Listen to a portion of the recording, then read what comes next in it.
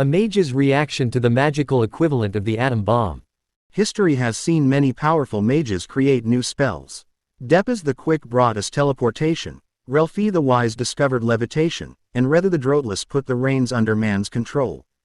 These pioneers, even the ones that kept their spellbooks secret, were instrumental in learning the limits of what could be done with magic. None of them, however, were anywhere near as powerful as the mage that I completed my apprenticeship under. Reef was his name. He refused all titles. He preferred to stay out of myth. He served as the chief strategist for the kingdom of Sumedia's army. Sumedia was at war, a war that raged on for 8 long years.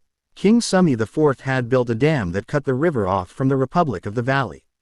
They were facing a water shortage that led to a food shortage, that led to an invasion of Sumedia. Reef would often lead the king astray.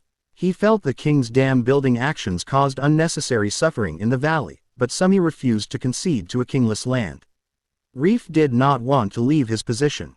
It provided luxurious housing for him, and his son, who had escaped, was from another far-off kingdom. He continued to advise the king, and he continued to teach me simple battle spells. At times I wondered if Reef was truly powerful enough to serve as the king's advisor. He lacked the grandiosity of other mages of his rank. I often daydreamed of surpassing him and taking the position for myself. This was until Reef unveiled his true power. As we marched on the valley in a counter-attack, we received word by Crow that saboteurs had breached the castle and let off explosives. Most of the princes made it out okay, but Reef's son was killed in one of the blasts. Reef walked to the back of the formation to speak with Sumi.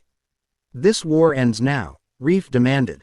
Sumi simply nodded. I had never heard a man speak to the king in such a tone and keep his head. I was convinced that Sumi was fooled into believing Reef was much more powerful than he truly was. This was until we neared the capital of the Republic. Our army stopped its march just as the city came into our sights. The king gave a nod to Reef, and he levitated high enough to get the entire city into his sights. Then a fireball shot from his hand, and in just a moment, it grew to the size of the entire city before a blinding light flashed before our army. As my vision returned, what once was a city of great stone structures was now molten rock and ash. No screams, no fight, no evacuations. Nobody had the time. I stood there in awe. Soldiers tried to dub him Reef the Almighty. He refused. The king did not seem surprised. He must have known Reef was holding back. I suppose that's how he got his position. We walked back home. Few words were exchanged between anyone in the king's army. The war was over. I was no longer comfortably with the type of power mages were capable of.